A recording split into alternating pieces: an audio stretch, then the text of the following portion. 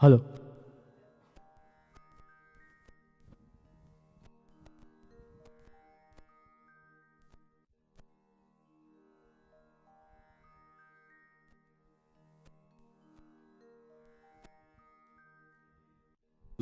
Hello. એ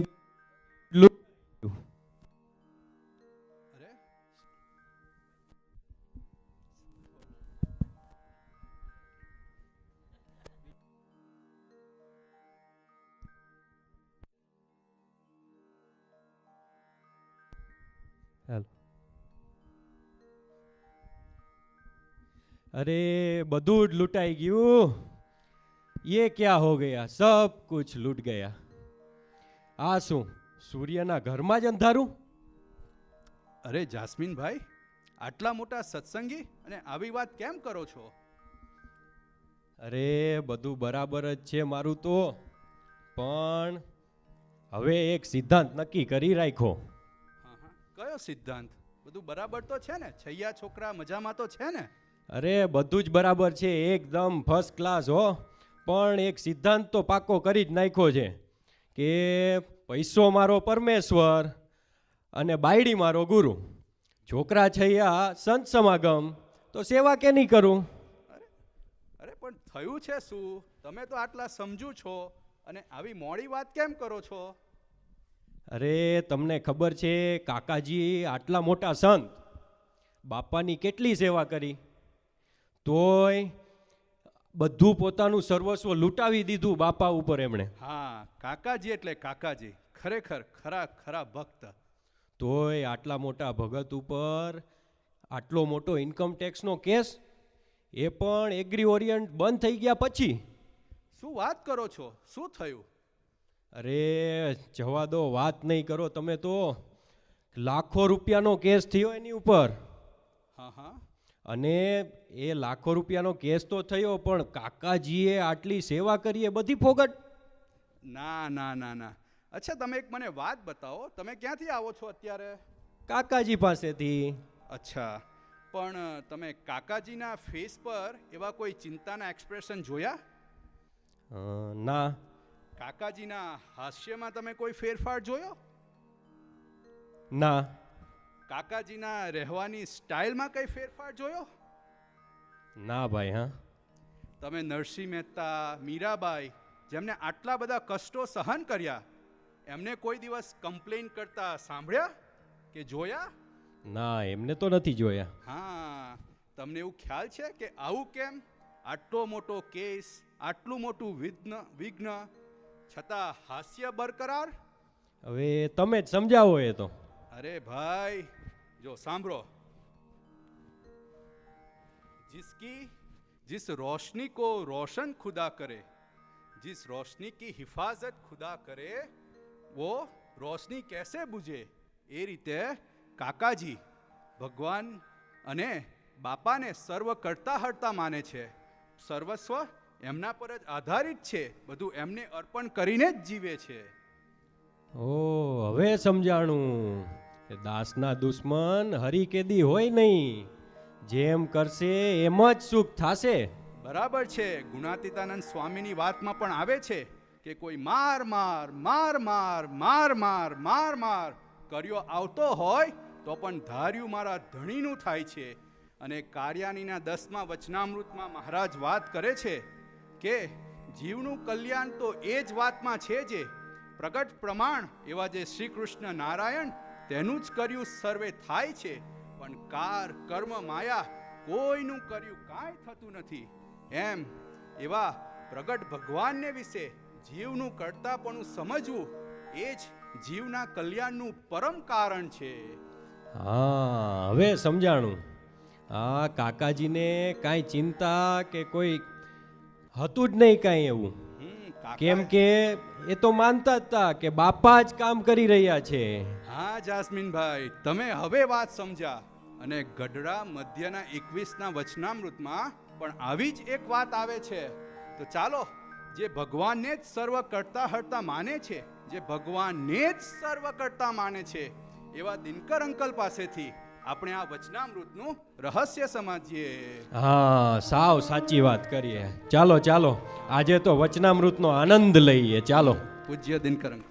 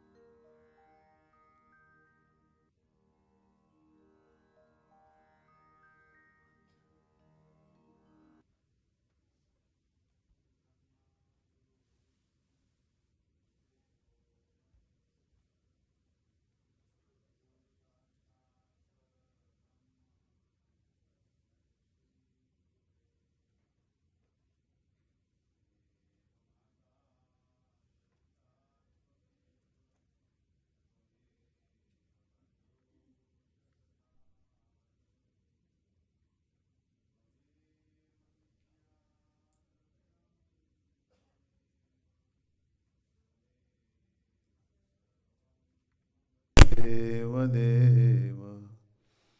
જે ઉત્પત્તિ સ્થિતિ લય કરે વેદો સ્તુતિ ઉચ્ચરે જેના રોમ સુછિદ્રમાં અણુસમા બ્રહ્માંડ કોટી ફરે માયા કાળ રવિ શશી સુરગણો આજ્ઞાન લોપે ક્ષણ એવા અક્ષરધામના અધિપતિ શ્રી સ્વામિનારાયણ જેની અમૃત વાણી તો વહી રહી સાક્ષાત મહિમા રૂપે જેની બ્રાહ્મી સ્થિતિ અહોલિન કરે સુભવ્ય અક્ષર પદે શરણાગત નિજ અલ્પ જીવ સહુના શ્રેયાર્થ તત્પર રહે કાકા સ્નેહલ સિંધુ દિવ્ય વિભુને હૈયું તો વંદન કરે. સજાનંદ સ્વામી મહારાજ કી જય. सब गुणातीत स्वरूपों की जय जय जय. प्रगट ब्रह्म स्वरूप काकाजी महाराज, पप्पाजी महाराज, स्नेहल सिंधु दिव्य बंधु शताब्दी पर्व महोत्सव की जय जय जय. प्रगट ब्रह्म स्वरूप हरिप्रसाद स्वामी महाराज की जय जय जय. प्रगट ब्रह्म स्वरूप जसभाई साहेब की जय जय जय. पूज्य विजय स्वामी की जय जय जय. पूज्य भरत भाई की जय जय जय. पूज्य राजू भाई की जय जय जय. सब गुणातीत स्वरूपों की जय जय जय.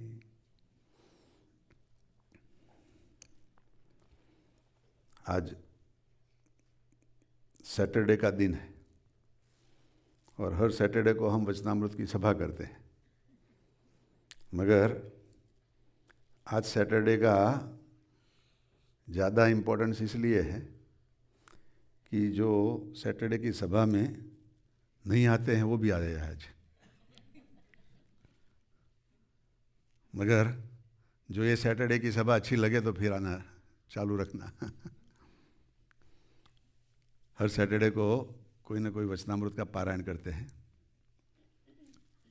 आज भी ये बहुत अच्छा मध्य का 21 वचनामृत विजय प्रकाश स्वामी जी ने हमारे सामने पढ़ा. जो बाप्स का वचनामृत है उसके अंदर अमुक मुद्दा नहीं है, जो विजय स्वामी ने पढ़ा, और ओरिजिनल वचनामृत जो विजय स्वामी के पास है वो भूज मंदिर का रियल ओरिजिनल वचनामृत, उसके अंदर ये थोड़ी सी बात ज़्यादा भी बताई है। आज ये वचनामृत है, उसमें 3 कृपा वाक्य है। स्वामीनारायण भगवान जब सवाल नहीं होता है और कृपा से जो वाक्य कहते हैं, ऐसे कृपा वाक्य इसके अंदर भी 3 है। पहला एक कृपा वाक्य है कि केवल वर्णाश्रम धर्म से संसार में कीर्ति होती है और देह से वो हरिभक्त सुखी रहता है। दूसरा कृपा वाक्य है, हमको सब करता हरता जाने तो ही जीव का कल्याण होता है। और तीसरा कृपा वाक्य है, जैसे राम कृष्ण आदि परोक्ष अवतार हुए हैं और वैकुंठ गोलोक के पति उनको जानते हैं और उनके भक्तों को तो वो धाम के पार्षद जानते हैं, वैसे ही हमें अक्षरधाम के धामी समझे और हमारे भक्तों को हमारे धाम के पार्षद समझे और हमको सर्वकर्ता हरता समझे, तो कोई समय कल्याण के मार्ग में से वो गिरेगा नहीं। दूसरे जीव, वैराज पुरुष और प्रधान पुरुष, ये सब को स्वप्न सृष्टि और स्वप्न सृष्टि के भोग वो मूल पुरुष द्वारा हम सर्जन करके देते हैं और देश काल आदि का हम जितना चलने दे उतना ही चलता है।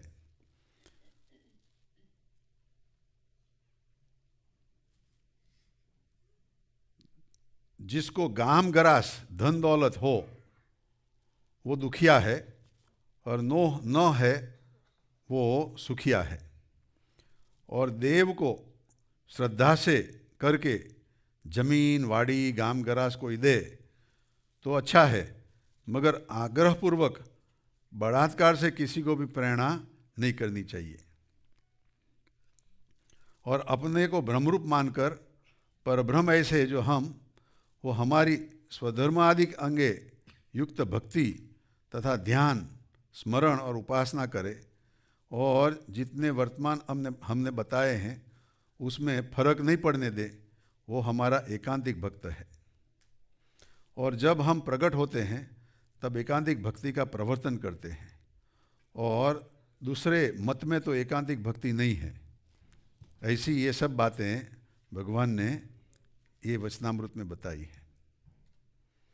अब कोई सवाल भी इसके अंदर खड़े होते हैं।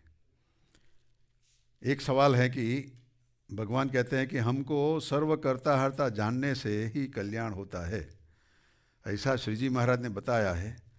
तो श्री जी महाराज को कर्ता हरता जाने और वर्णाश्रम के धर्म का पालन न करे तो कल्याण था कि नहीं, एक ऐसा भी सवाल पैदा हो सकता है कि भगवान को कर्ता हरता माने मगर वर्णाश्रम के धर्म के मुताबिक नहीं जिए तो उसका कल्याण हो या नहीं हो। स्वामीनारायण भगवान ने सर्वकर्ता हरता स्वामीनारायण भगवान को सर्वकर्ता हरता जाने और वर्णाश्रम के धर्म भी अति दृढ़ पालन करे तो ही कल्याण होता है, मगर दोनों से एक न हो तो कल्याण न हो। वो मध्य के 35वें वचनामृत में भी भगवान ने बताया है कि हमारी उपासना हो मगर जो धर्म न हो तो कल्याण नहीं होगा, और उसको चंडाड़ कहा है। इसलिए उपासना तथा धर्म दोनों रखना वही कल्याण है। दूसरा एक भी प्रश्न हो सकता है, भगवान ने बताया कि नारद, सनकादिक, सुगजी, ब्रह्मा, शिव उनको पूछे तो प्रत्यक्ष भगवान और प्रत्यक्ष संत का महात्मा बताएंगे और कहेंगे नारद आदि को तो दृष्टिगोचर नहीं है, हमें हमारे सामने नारद आदि को दृष्टिगोचर नहीं है, तो हम उसको कैसी तरह से पूछे? भगवान ने बोला ना कि इसको पूछो तो प्रत्यक्ष भगवान का महत्व बताएगा। तो हमारे सामने तो नारद जी आदि कोई है नहीं, तो हम कैसी तरह से पूछे? और ये श्री जी महाराज का महात्मा कैसी तरह से बता सकते हैं? तो जैसे नारद जी को जो जो अवतार मिले थे उनका महात्मा उन्होंने बताया है। रामचंद्र का अवतार था तो नारद जी ने राम का महत्व बताया, कृष्ण भगवान का तो कृष्ण का, और भी वराह नरसिंह अवतार का था वो भी बताया नारद जी ने। तो आज ही ऐसा ही महात्मा आज हमारे संत और हमारे हरिभक्त है, उनको आप पूछो तो प्रत्यक्ष भगवान ऐसे ऐसा जो हम और हमारे मुक्त का महात्मा बताएंगे। और नारदादिक दृष्टांत से अपने हरिजन को ही बताया है। स्वामीनारायण भगवान के टाइम में ऐसे ही नारद सनकादिक सब अवतार लेकर आए थे। मुक्तानंद स्वामी थे, वो नारद जी का अवतार था, नारद जी की चेतना थी। शुकमुनि की चेतना, सुखदेव जी की चेतना शुकमुनि थे। नित्यानंद स्वामी थे, वो व्यास भगवान की चेतना थे। तो भगवान इनडायरेक्टली ये बता रहे हैं कि आज भी ये नारद जी इधर प्रेजेंट है, और आप उनको पूछेंगे तो आप इसको जरूर भगवान और भगवान के भक्त का महिमा समझाएंगे। फिर एक और भी सवाल है, कैसी तरह से प्रेरणा करे तो वो बलात्कार से प्रेरणा करी कहा जाए। अंदर एक बात आती है कि बलात्कार से भी प्रेरणा हो। तो देव की सेवा हरिजन की श्रद्धा से विशेष करने का आग्रह करे तो वो बलात्कार से प्रेरणा करी हुई कहलाता है। जो भगवान है, भगवान के संत है, उनकी सेवा जैसी जितनी ज़्यादा करेंगे उतना हमें ज़्यादा अनुभव होगा, ज़्यादा अंदर से ऐसा भावना आएगी। और एक प्रश्न है कि नर नारायण अपने आप से वर्तन करके शरणागत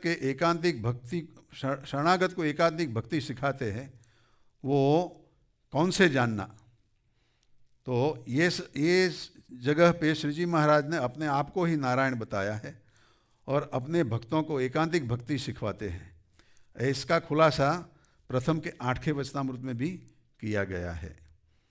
तो ऐसा ये वचनामृत के अंदर थोड़े सवाल भी है, मगर वचनामृत का जो हेडिंग है वो हेडिंग है मुद्दा का वचनामृत। मुद्दा मीन्स फाइनल एसेंस, फाइनल से सो, कि जो बात हम पकड़े तो हमारा काम हो जाए। तो भगवान ने ये बात पहले ही 2 पैराग्राफ में बताई है कि स्वामीनारायण भगवान खुद कहते हैं कि जितने व्यास भगवान ने ग्रंथ बनाए वो सब हमने अच्छी तरह से अटेंशन करके सूरत रख कर सुने, और ये सब शास्त्र का एक ही सिद्धांत आता है। और वो सिद्धांत क्या है कि जीव के कल्याण के लिए भी इतनी ही बात है कि ये सब जगत है उसके कर्ता हर्ता एक भगवान ही है। अब हम सत्संगी है वो तो मान लेते हैं कि भगवान ही कर्ता हर्ता है, मगर जब हम बाहर जाएंगे तो हमारे सामने कोई आर्ग्यूमेंट करने वाला आएगा जो भगवान में शायद ना भी मानता हो, और वो बोलेगा कि भाई भगवान जैसी कोई चीज़ नहीं है। तो हम फिर थोड़ा कंफ्यूज हो जाएंगे, भाई इतना भगवान का हम भजन करते हैं और ये भगवान को मानता ही नहीं है, क्या प्रॉब्लम है? स्वामीनारायण भगवान ने एक जगह पे बोला है कि जो कहता है कि मैं भगवान को नहीं मानता हूं, उसको भी पूछो तो किसी और को तो मानेगा, वो किसी और का तो उसको कुछ भार पड़ेगा, और जिसका जो भार पड़ा है वो भगवान से छोटा है, जिसको हम भगवान मानते हैं। कोई काल को भगवान मानेगा, कोई कर्म को भगवान मानेगा, कोई माया को भगवान की शक्ति मानेगा। ऐसा कोई ना कोई जगह पे किसी का कोई ना कोई एक रुकिंग उधर रुकता तो है, और उसको वो कहता है कि ये सबसे ऊंचा है, भगवान ऊंचा नहीं है। मगर जब जिसको पूरा पता चला है कि भाई काल, कर्म, माया, स्वभाव ये सब भगवान से नीचे है, भगवान के सब नौकर है, और जब भगवान उनको प्रेरणा करता है तब ही उसका काम चलता है। मगर जब भगवान खींच लेता है उसके पास से पावर, तो कुछ नहीं चलता है। ऐसा जिसको विश्वास हो जाए तो उसको हम समझा सकते हैं कि भाई भगवान है, आप जो कहते हैं वो उनकी कोई शक्ति है। एक बार भरत बहन अभी बात बताई थी कि एक बार काका जी के पास भी एक ऐसा कोई आया है और बोलता है कि मैं भगवान में नहीं मानता हूँ। तो काका जी ने बहुत सिंपल से उनको बोला कि चलो भगवान की बात छोड़ो, आपका नाम क्या है? तो हरिभक्त ने बोला मेरा नाम ये है। तो बोलते हैं आप आपके नाम को मैं तो मानते हो ना, आपका नाम ये है, ये नाम में तो आप मानते हो ना, तो आप आस्तिक हो गए, मानने वाले हो गए। जो मानते हो तो एक दिन भगवान को में भी मानोगे, मगर आपको ये पता नहीं है कि आप आस्तिक हो। और जब बड़े पुरुष ऐसा उनको प्रेम से समझाते हैं, बात करते हैं, तो फिर वो बदल जाते हैं। जो बड़े बड़े हमारे सत्संग के अंदर भी आए हैं, उनके भी अर्लियर लाइफ में कभी कभी ऐसा इंसिडेंट्स उन्होंने बताया है कि हम पहले ऐसा नहीं मानते थे, मगर आज हम भगवान में मानते हैं, उसके संत में मानते हैं। तो जो नहीं मानते हैं वो ठीक है, मगर वो एक दिन मानने लगेगा, वो भी सत्य है। तो हमारा भाग्य की बात यह है कि हम भगवान में मानने वाले हैं, हम ऐसे आस्तिक हैं, और जो आस्तिक है उसकी भगवान भी रक्षा करते हैं। और आज ऐसा मुद्दा आज भगवान ने ही बताया कि सब जगत का कर्ता हर्ता एक भगवान है, और सब शास्त्र के अंदर भगवान के चरित्र है, या तो भगवान के संत के चरित्र है। और वर्णाश्रम धर्म की जो बात है, उसका फल तो धर्म, अर्थ और काम है, और उससे कोई कल्याण नहीं होता है। केवल वर्णाश्रम के धर्म से तो संसार में कीर्ति बढ़ती है और देश से सुखिया रहता है, इतना ही फल है। मगर कल्याण के लिए तो भगवान को ही सर्वकर्ता हर्ता जाने, वो ही रहस्य है। और फिर भगवान कहते हैं कि जैसे परोक्ष भगवान के राम, कृष्ण आदि अवतार का महात्मा जाने, और नारद, सनकादिक सुखदेव जी, जड़ भरत, हनुमान जी, उद्धव इत्यादि भक्तों के परोक्ष साधु के महात्मा जाने, वैसा ही प्रत्यक्ष ऐसे भगवान और भगवान के भक्त साधु उसका महात्मा समझे तो उसको कल्याण के मार्ग में कुछ समझने का बाकी नहीं रहा है। और ये बात एक बार समझो या लाख बार समझो, आज समझो या लाख वर्ष के बाद समझो, मगर ये समझ करके ही छुटका होता है। और नारद, सनकादिक, सुखदेव जी, ब्रह्मा, शिव, उनको भी पूछो तो भी वो बहुत डाहे हैं, और अनेक बात की युक्ति लाकर प्रत्यक्ष भगवान और प्रत्यक्ष संत उनको ही कल्याण का दाता बताएंगे। और जैसे परोक्ष भगवान और परोक्ष संत का महात्मा है, वैसा ही प्रत्यक्ष भगवान और प्रत्यक्ष संत का महात्मा बताएंगे। और जितना जिसको दृढ़ निश्चय हो उसको उतना मुद्दा हाथ आया, और कभी भी कोई समय उसको कल्याण के मार्ग में से वो गिरेगा नहीं। तो इधर ये मुद्दे की बात आई कि ये जो पक्का होगा तो हमें कोई बाबत में मुश्किलें नहीं आएंगी। शास्त्री जी महाराज तो ऐसा कहते थे कि उस टाइम पे 1950s में, 40s में, उस टाइम पे अफ्रीका में बहुत जंगल होते थे, उधर के हरिभक्त लिखते थे, शास्त्री जी महाराज के जो हरिभक्त थे, कि शास्त्री जी महाराज ये जंगल में तो अंदर घुस भी नहीं सकते, इतने घाट जंगल है अफ्रीका के अंदर। और हम सब जानते हैं कि हमारे जो ह्यूमन की शुरुआत हुई वो अफ्रीका से जंगल से हुई थी, और हम उधर से चलते फिरते सब एशिया, अमेरिका, सब जगह पे पहुंच गए। तो वो अफ्रीका के जंगल की बात शास्त्री जी महाराज कहते हैं कि ऐसे घाट जंगल में जाकर कोई एक बार ही स्वामीनारायण ऐसा शब्द बोले तो भी भगवान उधर उनकी रक्षा करते हैं।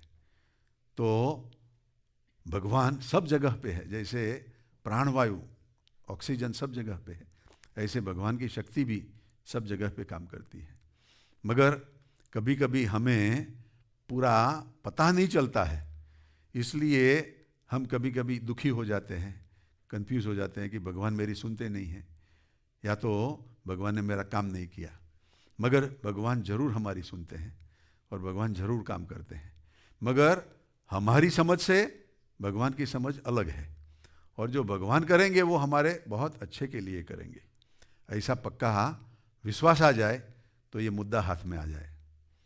आज हमारे भरत भाई और राजू भाई भी इधर हमारे साथ में हैं और बहुत दिनों से इधर आए हैं, बहुत जगह पे बहुत सत्संग भी किया है। तो आज थोड़ा सा भरत भाई और राजू भाई को भी हम प्रार्थना करें कि वचनामृत पर वो पढ़ा है, वो पढ़ाई भी की है लास्ट 1-2 हफ्ते में, तो उसके पर थोड़ा और भी हमको प्रकाश दे। और काका जी हमारे सब के लिए ये मौका दिया है, तो नेक्स्ट ईयर काका जी और पप्पा जी की शताब्दी का पर्व आ रहा है। जून 10, 11, 12 शिकागो के अंदर बहुत बड़ा समन्वय महोत्सव काका जी और पप्पा जी दोनों का इकट्ठा 100th सेलिब्रेशन कर रहे हैं, और आप सब उस टाइम पे भी ज़रूर आना, और सेवा में भी हमें सबको लगना है, तो सेवा भी करना है। और तिथि के मुताबिक आज हमारे गुरुदेव काका जी के बड़े भाई पप्पा जी का भी आज 100th बर्थडे है। भादरवा कृष्ण पक्ष छठी, तो आज ये छठी के दिन का बहुत बड़ा महात्मा है। आज हमारे पेरिस के अंदर भी हमारे सब हरिभक्त लोग, प्रवीण भाई और उधर के जो हरिभक्त लोग हैं, पप्पा जी के हित वाले भी हैं, वो सब उधर आज अन्नकूट भी कर रहे हैं। इंडिया में भी आज गुणातीत ज्योत के अंदर, लंदन में भी ज्योत के अंदर, और सब जगह पे पप्पा जी का बर्थडे बहुत अच्छी तरह से सब मना रहे हैं। तो आज वाइब्रेशन भी अच्छे हैं, और वो वाइब्रेशन में हम जो प्रार्थना करें तो भगवान हमारी भी प्रार्थना को सुनकर हमें आगे ले जाएंगे। तो आज ये वचनामृत का थोड़ा सा महात्मा हमारे भरत भाई भी समझाए, ऐसी हमारी प्रार्थना है। सजानंद स्वामी महाराज की जय जय जय। Thank you Dinkar uncle. Dinkar uncle एक बहुत अच्छी बात वचनामृत में बताई कि ये बात अब समझो कि कल समझो और लाख बरस के बाद समझो, बस यही बात समझनी पड़ेगी। और आज का युग भी ऐसा है कि आज का युग बोलता है टेक्नोलॉजी का युग है, और बोलते हैं कि speed is the test of success, कि आपका कंपनी और जितनी इन्फॉर्मेशन जितनी स्पीड से आती है उतना आपकी कंपनी का सक्सेस होता है। और भरत अंकल ने भी कल बहुत अच्छा एक जोक बताया था कि एक जापान से एक भाई वो टैक्सी में बैठ के पूरा दिल्ली घूमने के लिए